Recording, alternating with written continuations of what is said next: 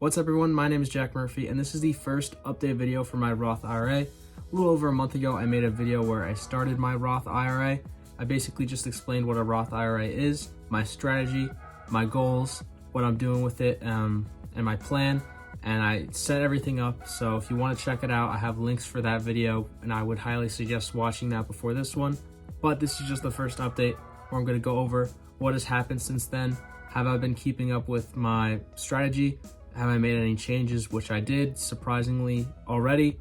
And then yeah, basically that's what I'm going to go over in this video, so let's get right into it. So if you aren't going to look at the first video and don't know what the Roth IRA is, I'm going to explain it quickly. A Roth IRA is a tax advantage account where you can put a certain amount of money in every year and it grows completely tax-free. So after you turn 59 and a half, you're able to take out that money completely tax-free or receive dividends from that account completely tax-free.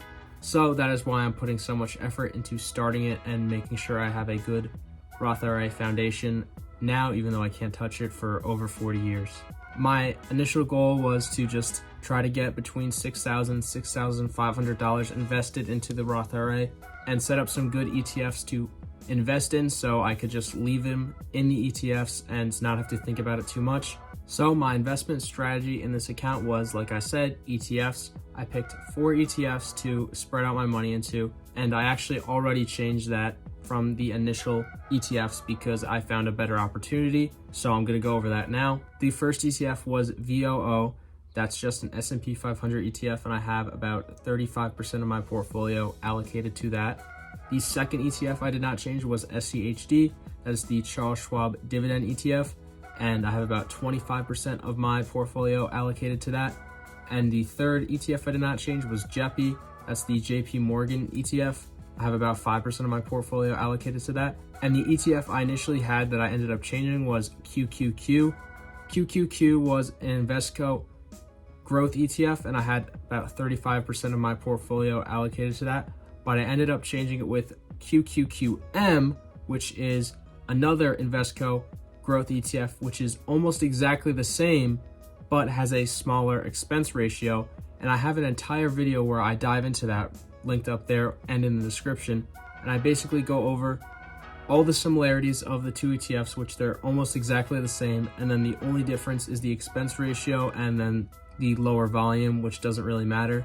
So I'm able to hold QQQM, and I'm actually paying less money in fees to hold that investment, which long-term will make me more money. Before I go over how these 4 ETFs performed since I started the Roth IRA, I'm going to go over my contributions. So basically, I started with $500 because for M1 Finance, there's a $500 minimum to start a Roth IRA. And then it was my goal to invest $120 to $140 a week into the Roth IRA so I can hopefully max it out by the end of the year. And I did that. I invested $120 every week. So I invested an additional $480 since I started the Roth IRA, which means my total would be $980. And if you go over and look at the portfolio's returns, I've actually done pretty well so far. Now, these numbers don't really mean anything because over the course of 40 years, I'll probably be fine.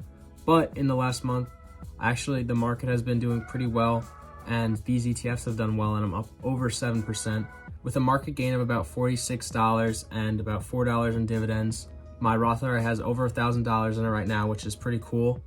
The market has just done well in the month of June, and these ETFs pretty much follow the market, especially since the S&P 500's a large portion of the portfolio.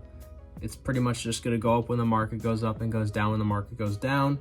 And yeah, long term, it doesn't really matter what the month-to-month returns are, but I always like going over that in these types of videos. So what are my future plans? Like I've said in the last video, I'm just going to keep investing in these 4 ETFs, the ones on screen. I'm going to definitely keep my eye open for new ETFs because changing my allocations from QQQ to QQM is definitely going to improve my overall portfolio performance in the long run. So it's always a good idea to keep an eye out for better ETFs, but I doubt I'll make many more changes.